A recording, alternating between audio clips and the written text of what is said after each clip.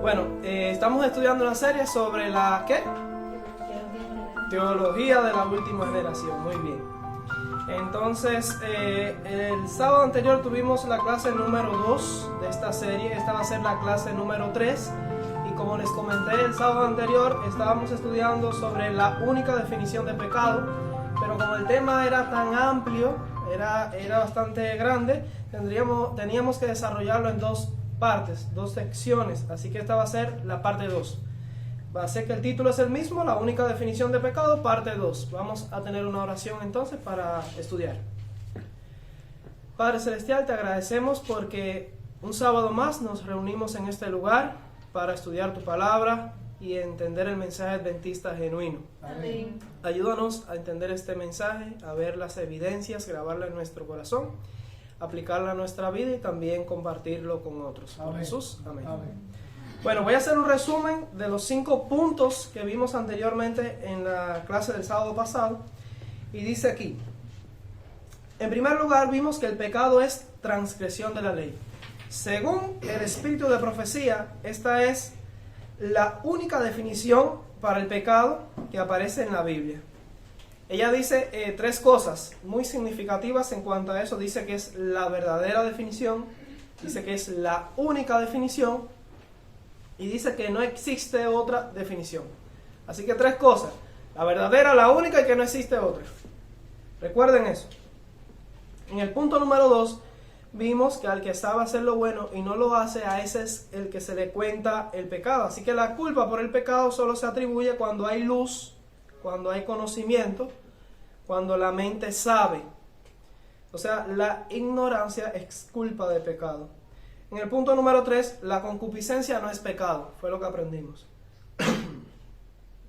El deseo por lo prohibido no es pecado, sino hasta que después que la persona consiente en acariciar y tolerar el mal deseo o pensamiento. De modo que detrás de toda transgresión verdadera, de todo pecado, siempre está el consentimiento personal y el ejercicio de la voluntad. O sea, la persona toma una determinación, ya sea en consentir, tolerar o acariciar el mal pensamiento o el mal sentimiento.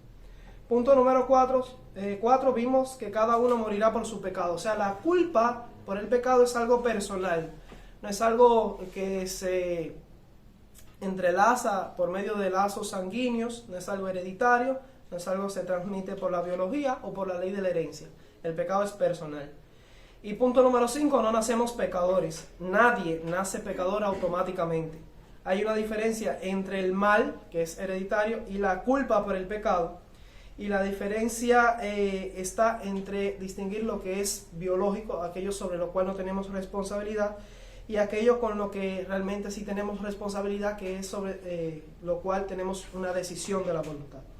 Ahora, teniendo eso en cuenta, vamos a ver 5 aspectos, 5 puntos más respecto al pecado.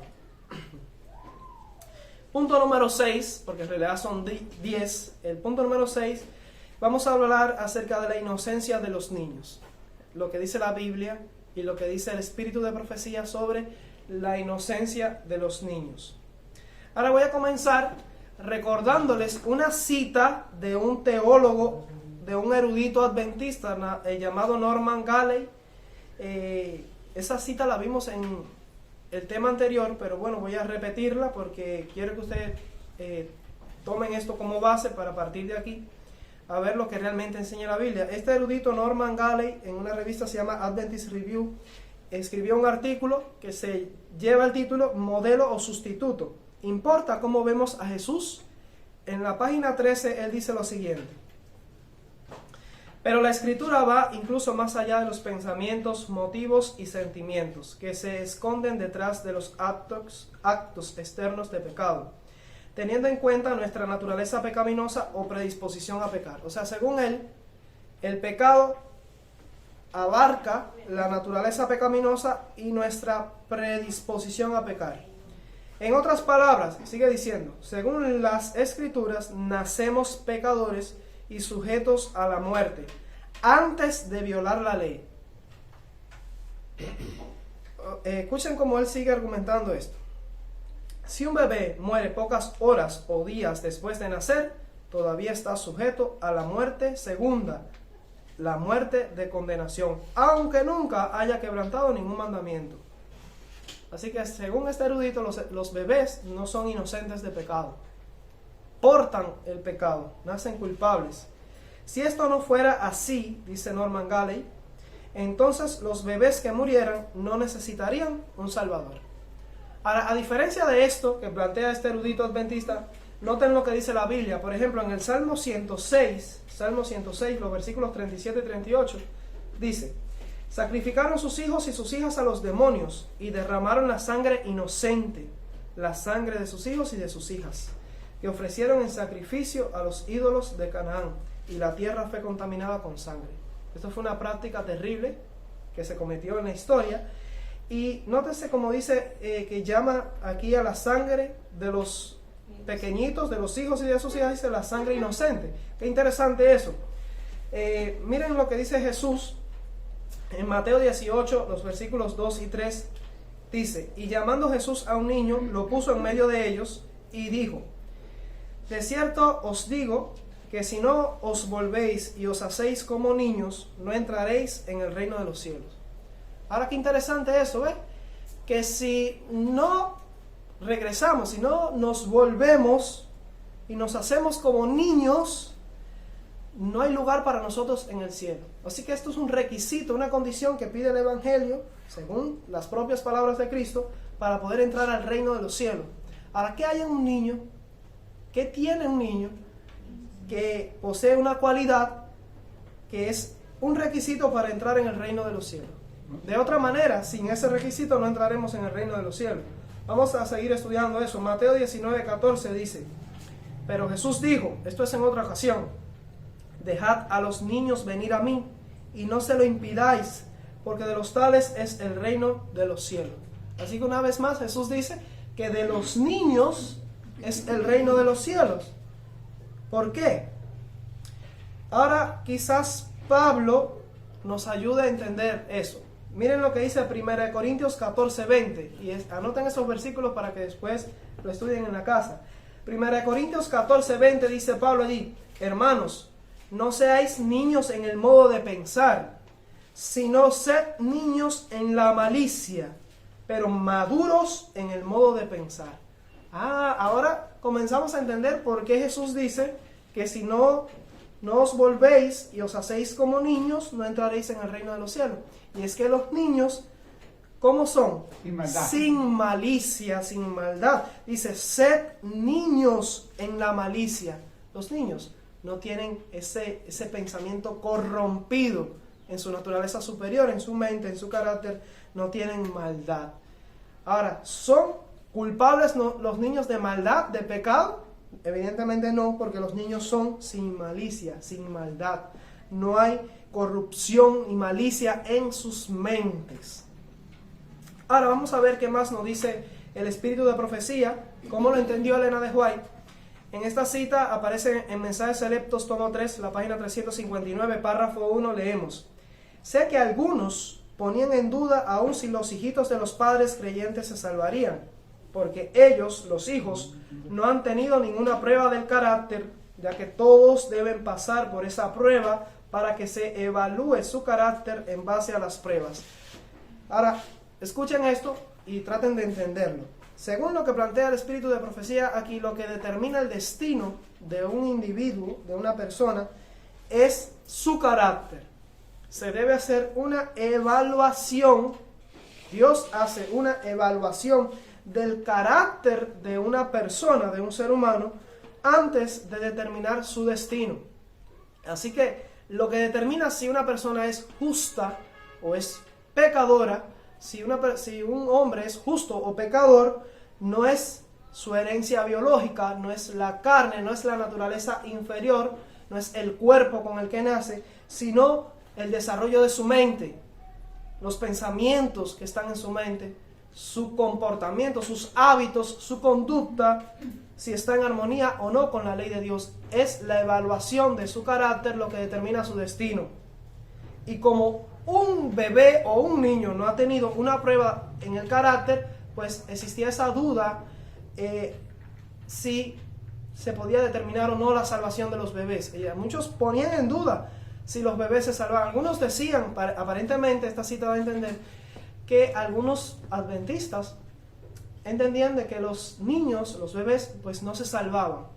Porque antes de determinar la salvación de una persona había que evaluar su carácter, y como el niño, el bebé, nace sin un carácter desarrollado, sin un carácter formado, o sea, todavía no ha aprendido, no tiene una mente, una personalidad individual, no ha desarrollado nada, podríamos decir que su mente viene en blanco, aún tiene que aprender, pues no se sabía si sería salvo o no. Y aquí la hermana White explica y dice, se hace la pregunta, ¿cómo pueden los niñitos pasar por esa prueba para ser examinados? Contesto que la fe de los padres creyentes cubre a los niños, como cuando Dios envió sus juicios sobre los primogénitos de Egipto. Así que un bebé o un niño bien pequeñito que todavía no ha desarrollado, no ha madurado un carácter, no se sabe cómo va a ser su conducta, su comportamiento, si se va a comportar como pecador o como justo, y para comportarse como justo evidentemente necesita de la gracia de Dios, pero como no se ha desarrollado este carácter, pues no se puede determinar su destino. Y en este caso dice que la fe de los padres es la que determina el destino de ese bebé o ese niñito. O sea, la fe de los padres cubre a esos niños de la misma manera en la que se cubrió a la familia entera que vivía dentro de la casa, que pintó los dinteles de la puerta. ¿Recuerdan?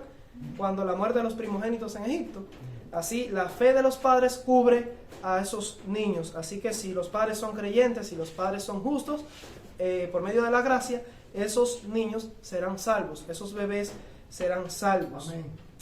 Eso es lo que nos dice el espíritu de profecía. Qué distinto suena esto de lo que decía el erudito Norman Galley, que un bebé, a pesar de que no tiene un carácter desarrollado, a pesar de que no tiene el desarrollo de un carácter para evaluar su carácter y determinar su destino, según Norman Galley, el destino está programado, está determinado por el ADN, por la herencia biológica del bebé, y ese bebé nace destinado al lago de fuego. Eso decía Norman Galley. Bueno, evento de los últimos días, página 247, párrafo 3, dice, con respecto al caso de A, una nota aquí, A, aparentemente es una persona que nació con cierta deficiencia mental, es una persona que no tiene una capacidad adecuada mentalmente hablando, podríamos decir que es un imbécil, una persona que tiene una enfermedad mental, o sea, no puede desarrollar un carácter tampoco. Dice ella aquí en esta cita, explica, con respecto al caso de A, usted lo ve como es ahora y deplora su simplicidad, o sea, simple. No tiene conciencia de pecado. Noten qué interesante eso. No tiene conciencia de pecado. La gracia de Dios quitará toda esta imbecilidad hereditaria, transmitida. O sea, él heredó una imbecilidad hereditaria. Era imbécil de nacimiento. O sea, no tenía una mente capaz de razonar y distinguir entre el bien y el mal. Dice que la gracia de Dios va a quitar todo eso y él tendrá una herencia entre los santos en luz. Dios le ha dado a usted uso de razón, probablemente sea, pienso yo, los padres de esta persona. Dios le ha dado a usted uso de razón. A es un niño en cuanto a la capacidad de razonamiento se refiere, pero tiene la sumisión y la obediencia de un niño. Qué interesante eso. Ella compara el caso de este hermano, el hermano A, que es un imbécil por herencia, o sea, que no tiene un cerebro maduro, bien desarrollado, con la capacidad de aprender y distinguir y tener una responsabilidad moral, distinguir entre el bien y el mal y tener conciencia de su culpabilidad. Pues este hermano, del caso del hermano A, no era una persona completamente desarrollada en su mente, dice que era un imbécil por herencia. Entonces ella dice que no tiene conciencia de pecado y lo compara con los niños. Dice, es un niño en cuanto a la capacidad de razonamiento.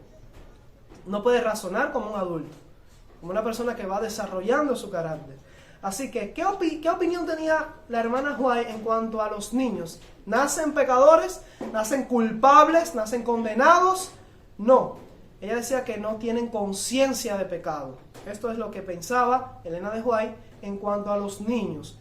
Porque para tener conciencia de pecado tiene que haber responsabilidad moral, la cual se adquiere no automáticamente en el nacimiento, sino con el desarrollo del carácter. Lo que determina nuestro destino, ya que merezcamos el lago de fuego o la vida eterna, es nuestro carácter desarrollado.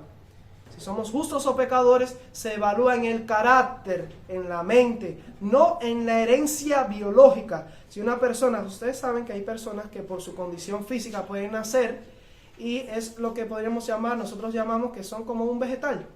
Una persona que no tiene capacidad mental. Es como, está en la categoría casi de un animal irracional. Respira, tiene un cuerpo aparentemente funcional, pero su mente está totalmente apagada en cuanto a responsabilidad moral. No puede ni siquiera aprender un lenguaje. Estas personas no tienen conciencia de pecado. ¿Entiendes? Son inocentes de pecado. Y un niño recién nacido, un bebé, no puede decirse que es un pecador, ni que es culpable de nada. Eso es un error. Ese era el punto número 6. Vamos al punto 7. La luz hace la diferencia. Noten cómo lo explicó Jesús. En Juan 9:41 dice allí, Jesús les respondió, si fuerais ciegos. Ahora Jesús no está hablando de una ceguera de los ojos, no está hablando de una ceguera literal, sino está hablando de una ceguera espiritual, una ceguera de la mente, porque les falta luz, les falta conocimiento o información. Así que dice Jesús, si fuerais ciegos, no tendríais pecado. Mas ahora, porque decís, vemos, vuestro pecado permanece. ¿Qué está queriendo decir? Este es un principio. ¿Qué está queriendo decir Jesús?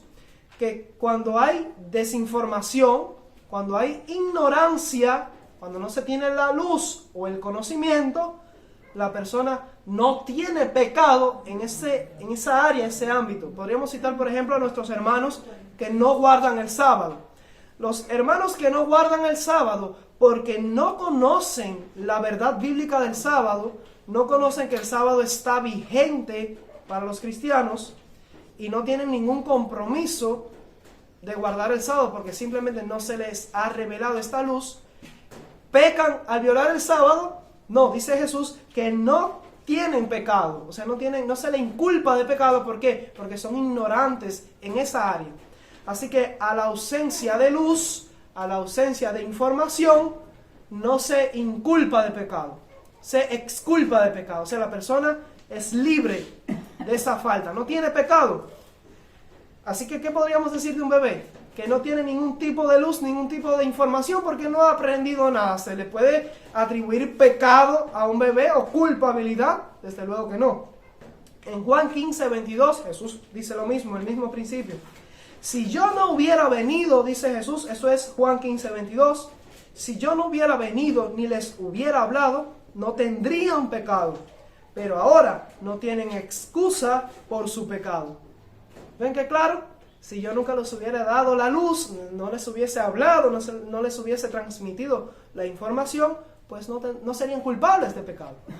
No serían pecadores en esta área, en este punto. No tendrían pecado. Ahora, la hermana White amplía este principio y le explica de la siguiente forma. En Obreros Evangélicos, la página 170, párrafo 2, dice: la luz pone de manifiesto y corrige los errores escondidos en las tinieblas, y al aparecer ella, o sea la luz, la vida y el carácter de los hombres debe cambiar de una manera correspondiente para estar en armonía con ella. Los pecados, que eran una vez pecados de ignorancia, debido a la ceguera de la mente, no pueden ya ser practicados sin culpa. O sea, un pecado practicado en la ignorancia no implica culpa, no conlleva culpa.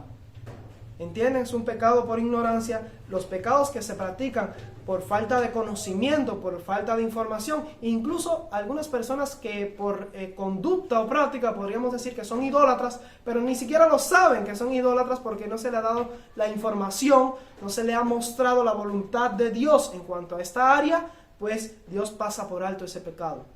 no tienen culpa de ese pecado.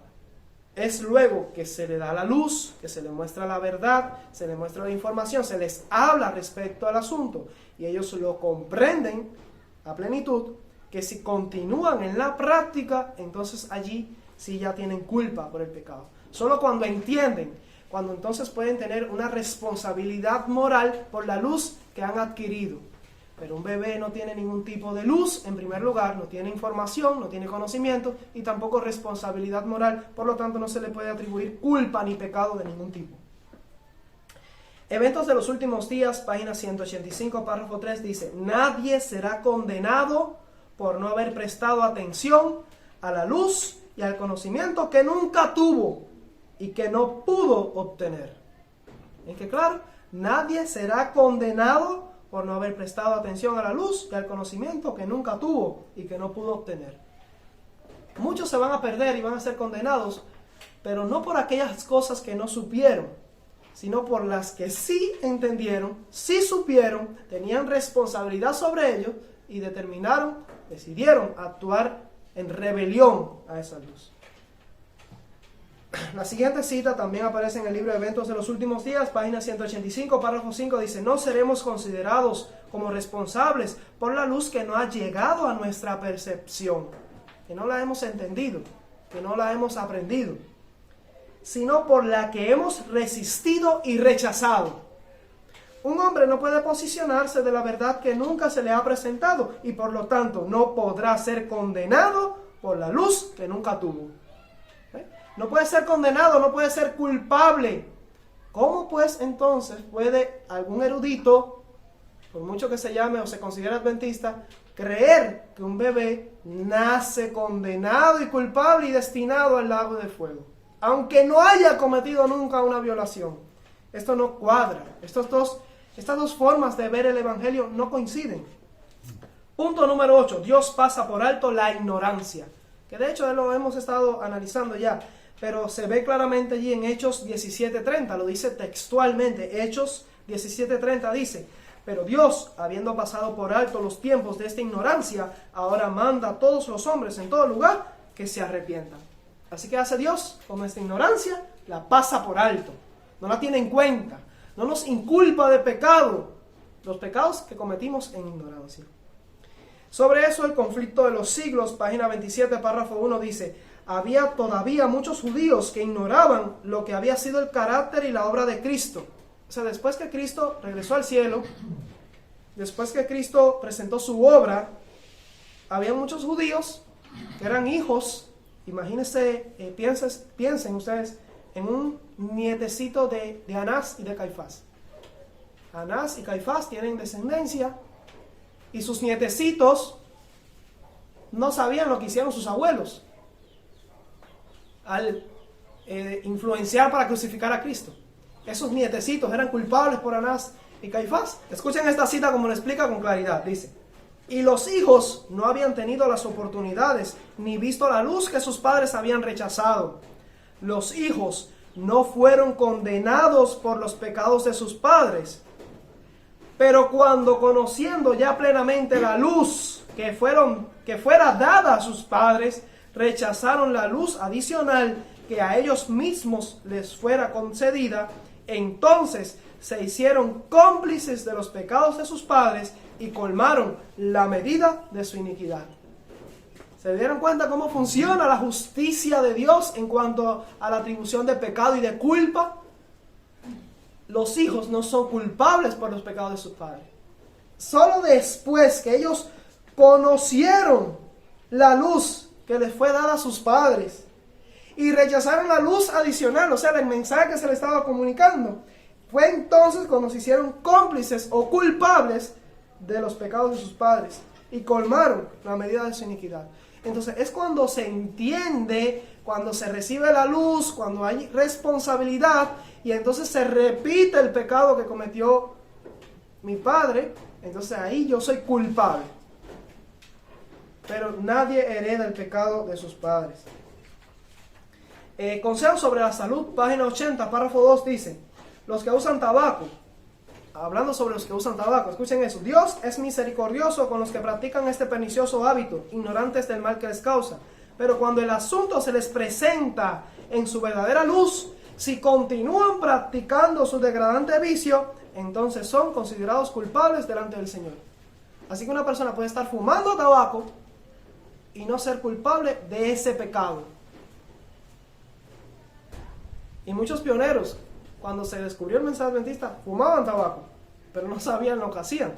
Se podían parar aquí en el púlpito a predicar con un tabaco grandote así, porque hasta la medicina lo recomendaba en aquel momento. Pero no tenían culpa, porque no sabían lo que estaban haciendo. Ahora, ¿qué pasa si yo hoy ahora tomo un tabaco aquí bien grandote y me pongo a fumar mientras predico? ¿Tendría culpa yo o no? Ahí es distinto, ¿no? Punto número 9, dice, el pecado está a la puerta. Y se cita aquí Génesis 4:7. Si bien hicieres, no serás enaltecido. ¿A quién se le dijo esto? A Caín. A Caín, muy bien. Y si no hicieres bien, el pecado está a la puerta.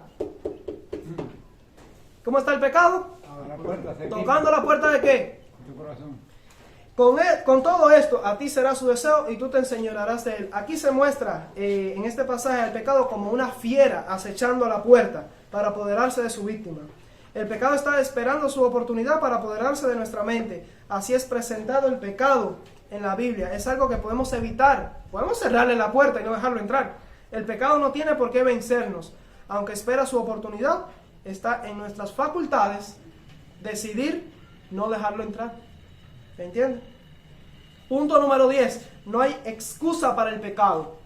Y quiero recordarles una cita del doctor Desmond Ford que hablaba sobre este asunto. Noten lo que, para recordarles, lo vimos en la clase anterior, vamos a recordar eso. Él decía: hay culpa en los malos deseos, aun cuando estos son resistidos por la voluntad. Así que cuando en usted se despierta la concupiscencia, el mal deseo, no importa ya lo que usted haga. Si se aguanta las ganas, si ejerce dominio propio o no lo ejerce y deja que fluya, de todas maneras, hagas lo que hagas, ya usted pecó por el simple hecho de que se le despertó la concupiscencia o el mal deseo. Aunque resistas y te aguantes para no caer en la tentación, de todas formas ya eres culpable de pecado. Tristemente, esta era la teología que tenía Desmond Ford y que tienen aún muchos eruditos adventistas. ¿Cuán distinto de esto suena lo que dice 1 Corintios 10:13? Vamos a leerlo ahí. 1 Corintios 10:13 dice: no os ha sobrevenido ninguna tentación que no sea humana, pero fiel es Dios, que no os dejará ser tentados más de lo que podéis resistir, sino que dará también juntamente con la tentación la salida para que podáis soportar. Amén. Una promesa maravillosa. Yo creo que aquí hay como dos promesas. Primero, dice que Dios no va a dejar que te llegue ninguna tentación más fuerte de la que tú puedas resistir. Amén. O sea, que si caes es porque quisiste, no porque la tentación era más fuerte que tú. Eso es un cuento de camino, un cuento chino, no es real. Y además de esta promesa dice, sino que dará también juntamente con la tentación la salida, o sea, el modo de escape, para que puedas soportarla. Miren cómo lo dice bien claro en el libro, un libro muy bueno, muy maravilloso, que se llama Mensaje para los Jóvenes, página 43, párrafo 3. La hermana Joya hablando, dice: ni aun las mayores tentaciones pueden excusar el pecado. Por intensa que sea la presión ejercida sobre el ser, la transgresión es siempre un acto de nosotros. Fuertísima esta cita. ¿Qué es la transgresión? El pecado. El pecado es transgresión de la ley, ¿recuerdan el texto? Así que el pecado es siempre un acto de nosotros. Eso suena muy distinto a los que amplían el concepto de pecado y dicen, no, el pecado, además de un acto de la voluntad, además de la decisión, también es un estado, una condición biológica. Usted nace pecador. Eso no es cierto. Dice la hermana Juan, fíjate que no dice en algunas ocasiones, en algunos casos, dice siempre. La transgresión es siempre un acto de nosotros, una acción. Ese es el pecado. ¿Y de quién? De nosotros, o sea, de nuestra voluntad. Sigue diciendo, no puede la tierra ni el infierno obligar a nadie a que haga el mal. Satanás nos ataca en nuestros puntos débiles, pero no es preciso que nos venza. Por severo o inesperado que sea el asalto, Dios ha provisto ayuda para nosotros y mediante su poder podemos ser vencedores. Amén. Amén. Otra cita del mismo libro, Mensajes para los Jóvenes, página 47, párrafo 1, dice: por medio de la fe y la oración, todos pueden cumplir los requisitos del Evangelio. Nadie puede ser forzado a transgredir. Primero tiene que ganarse el consentimiento propio. ¿Y dónde usted consiente? ¿En la carne o en la mente? En la mente. Ah, la mente es la que consiente, porque aquí es donde está el poder decisorio, aquí es donde usted decide. Entonces aquí es donde se peca, no en la carne, no en la herencia, es en el carácter que desarrollo. Muy bien, primero tiene que ganarse el consentimiento propio, la persona tiene que proponerse cometer el acto pecaminoso antes que la pasión pueda dominar a la razón o que la iniquidad triunfe sobre la conciencia. No importa cuán fuerte sea la tentación, no es excusa para el pecado. Deseado de todas las gentes, página 223 y 224, y aparece también en el libro El Evangelismo, página 454, párrafo 3, dice: cada hombre está libre para elegir el poder que quiere ver dominar sobre él. ¿Cómo estamos? Libres para ver qué poder usted quiere que reine sobre ti. Nadie ha caído tan bajo, nadie es tan vil que no pueda hallar liberación en Cristo. Amén. Eso está hermoso. Conflicto de los siglos, página 500, párrafo 1, dice: nadie sin su propio consentimiento puede ser vencido por Satanás. El tentador no tiene poder para gobernar la voluntad o de obligar al alma a pecar. Él quisiera poder tener ese poder, pero no lo tiene. Y muchos presentan cierta teología que da a entender que Satanás sí tiene ese poder, porque haga lo que yo haga con mi voluntad, con mi poder de decidir, igual peco, no puedo hacer nada para no pecar. Pero esto no es lo que dice el espíritu de profecía. El espíritu de profecía dice que Satanás no tiene ese poder. El pecado no tiene ese poder sobre nosotros. El tentador no tiene el poder de gobernar la voluntad o de obligar al alma a pecar. Puede angustiar, pero no contaminar. Puede causar agonía, pero no corrupción. Amén. La fe por la cual vivo, página 221, párrafo 4, dice: los hombres y mujeres inventan toda clase de excusas por su propensión al pecado. Y como se escucha mucho de eso, dice, hacen del pecado una necesidad. Entonces es algo tan natural, tan normal, es que ya me hace falta ya el pecado. Dice, algo que no se puede vencer. Parece repetir, hacerle un eco a Desmond Ford.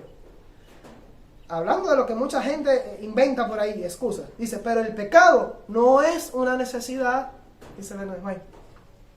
La revista Señales de los Tiempos, 18 de diciembre de 1893, párrafo 10, dice: no está en el poder de Satanás obligar a nadie a pecar. El pecado es un acto individual del pecador. Fíjense que ella no dice, el pecado es una condición hereditaria en la que nace todo bebé. Ella no dice eso, dice, el pecado es un acto individual del pecador.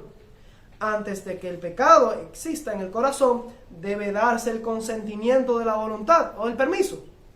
Y tan pronto como se da, el pecado triunfa y el infierno se regocija. Pero no hay excusa para el pecado, ni grande ni pequeño. Amén. Ahora vamos a hablar un poquito acerca de la separación, porque hay quienes dicen que el pecado es una separación, que primero estamos separados de Dios y después cometemos actos de transgresión. Pero el primer pecado, el pecado grande, fue habernos separado de Cristo. Por ejemplo, se cita la experiencia de Eva. Se dice que Eva, cuando se separó de Adán, pecó. ¿Hay quienes dicen eso? O sea, que ya Eva había pecado antes de comerse la fruta. Eso no lo dice la Biblia. No lo dice el espíritu de profecía. Son inventos de los eruditos. Y que cuando Eva estuvo allí frente al árbol y la serpiente le hizo sugerencias y la tentó, y Eva dijo, oh, un árbol codiciable, y se sintió tentada, seducida, atraída por la fruta, ya Eva ahí pecó, porque estaba separada de Dios. No, Eva pecó cuando tomó la decisión, ejerció su voluntad para decir sí, aunque no haya tocado la fruta, y ya dijo en su mente, sí, me la voy a comer. Y ahí decidió. Y lo próximo era ya extender su mano, comer del árbol, coger la fruta del árbol y comérsela en la boca, con la boca. Pero el pecado no es la separación. Ella puede sentirse tentada, puede incluso dudar de las palabras de Dios, porque es un ser racional, moralmente responsable, puede analizar, puede distinguir, puede valorar y puede sentirse tentada. Pero eso no es pecado. La tentación no es pecado. El pecado está en permitir, decidir y actuar en contra del plan de Dios. Miren lo que dice Isaías 59, 1 y 2. Isaías 59, 1 y 2 dice: He aquí que no se ha cortado la mano de Jehová para salvar, ni se ha grabado su oído para oír. Pero vuestras iniquidades, eso es un sinónimo para pecado, vuestras iniquidades han hecho división entre vosotros y vuestro Dios, y vuestros pecados han hecho ocultar de vosotros su rostro para no oír. Así que, ¿qué cosa es lo que nos separa de Dios? Pecado. El pecado. Primero está el pecado. O sea, Eva no estaba separada cuando estaba la tentación. Yo estoy seguro que Cristo no estuvo más cerca que ella en algún otro momento. Quería ayudarla. Solo bastaba con que ella pidiera ayuda y hubiese salido victoriosa la tentación. Pero confió en sí misma. Se dejó llevar por la tentación. Y cuando pecó y comió de la fruta, entonces vino la separación. El pecado provocó la separación. Y se vio evidente eso cuando Cristo preguntó: Adán, ¿dónde estás? Y él dijo: Eva tiene la culpa, pregúntale a ella. Y Eva dijo, se sentía amistada con Cristo o enemistada. Se sentía enemistada porque no, la serpiente que tú hiciste, o sea, la culpa la tienes tú. Así que el pecado provoca separación, pero no es al revés. La nueva teología procura invertir el orden para confundir. Ahora, una pregunta que se plantea: ¿está el hombre totalmente depravado? Atilio René Dupertuis, un erudito adventista, lo leíamos en la clase anterior, en el libro El Carpintero Divino, página 68, dice lo siguiente: los reformadores se refirieron a la situación del hombre como descendiente de Adán y afectado por su pecado con la expresión depravación total. ¿Qué quiere decir esa palabra? Que el hombre está totalmente depravado. Dice, el hombre nace totalmente depravado. Corrompido, totalmente. O sea, no hay nada en el hombre que no esté depravado. Está el hombre totalmente depravado. Y Atilio René Dupertuis cita esta expresión de los reformadores como una autoridad, como una verdad. Ahora, ¿qué diferente es eso de lo que dice el Espíritu de la Profecía? Escuchen, Patriarcas y Profetas, página 46, párrafo 3, dice: cuando Satanás supo que existiría enemistad entre él y la mujer, y entre su simiente y la simiente de ella, se dio cuenta de que su obra de depravación de la naturaleza humana sería interrumpida, que de alguna manera el hombre sería capacitado para resistir su poder. Así que la obra de depravación, ese plan de Satanás para depravar la naturaleza humana, ¿cómo sería? Interrumpido. Cristo lo iba a interrumpir, la gracia de Dios. Y la hermana White trata el asunto directamente en el manuscrito liberado, volumen 9, la página 238, párrafo 3, dice: al observar la condición humana actual, algunos se preguntan, ¿es el hombre por naturaleza total y completamente depravado? Eso pregunta la hermana White, dice: ¿está irremediablemente arruinado? No, no lo está. El Señor Jesús dejó las cortes celestiales. Tomando nuestra naturaleza humana, vivió una vida como la que todos pueden vivir en humanidad, siguiendo su ejemplo. Podemos perfeccionar una vida en este mundo que sea un ejemplo de justicia y vencer como Cristo nos dio un ejemplo en su vida, revelando que la humanidad puede vencer como Él, como el gran modelo venció. Así que está el hombre totalmente depravado, no. Aunque los eruditos digan que sí, no. El Espíritu de Profecía dice no. ¿Y quién tiene más autoridad? Así que, ¿qué es un pecador? Y termino con esto. Un pecador es aquel que peca. Hay quien pregunta, ¿el hombre peca porque es un pecador o es un pecador porque peca? El hombre es un pecador porque peca. Esta es la realidad. Los que dicen que el hombre peca porque es un pecador y que ya nació pecador y por eso va a pecar, están equivocados. El hombre se conserva como pecador porque está continuamente en el pecado, porque peca. Pero la gracia de Dios lo saca del pecado, le ayuda a dejar de pecar y el hombre dejará de ser un pecador. Por eso en la Review and Herald, 12 de junio de 1855, párrafo 5, dice que se mantenga siempre ante ellos el contraste entre los seguidores del manso y humilde Jesús y aquellos cuyo Dios es este mundo. Mantenga la distinción entre el cristiano y el pecador. Así que hay una distinción entre el cristiano y el pecador. No son la misma cosa. Según el espíritu de profecía, hay una separación, una distinción entre el cristiano y el pecador. Martín Lutero diría que no. Hay una expresión que se usa, simul justus et peccator, algo así. Que quiere decir simultáneamente justos y pecadores. Eso decía Lutero, porque Lutero no entendía esto. Pero no es lo que creía Elena de White. En el manuscrito 106 de 1902, ella dice que todos comprendan que no podemos servir a Dios y a Mamón. Cristo declara, el que no está conmigo, contra mí está. El que conmigo no recoge, desparrama. En palabra, en acción, en espíritu, en su vida hogareña, en sus negocios, en sus relaciones con la iglesia. Un hombre es cristiano o es pecador. Las vestiduras de la justicia de Cristo no cubren ningún alma contaminada por el pecado. Eso es fuerte. Es una cita fuerte. Así que aquí no hay término medio. Valorando nuestra conducta actual, somos uno de estas dos cosas: cristianos o pecadores. Y hay que dejar de ser pecadores. Última cita. Está en la revista Señales de los Tiempos, 9 de marzo de 1882, párrafo 3, dice: la luz de la vida se ofrece gratuitamente a todos. Todo aquel que desee puede ser guiado por los brillantes rayos del sol de justicia. Cristo es el gran remedio para el pecado. Nadie puede alegar sus circunstancias, su educación o su temperamento como excusa para vivir en rebelión contra Dios. El pecador lo es por decisión propia y deliberada. Somos pecadores porque queremos ser pecadores. Porque Cristo ha hecho la provisión necesaria a través de su gracia para que dejemos de ser pecadores. Así que Dios les bendiga. Esta es la última clase que vamos a tener sobre el pecado. Y la próxima clase vamos a hablar sobre lo que es la naturaleza superior y la naturaleza inferior. Que vamos colocando una base, un marco, para más adelante tratar lo que es la naturaleza humana de Cristo. Que Dios les bendiga. Amén.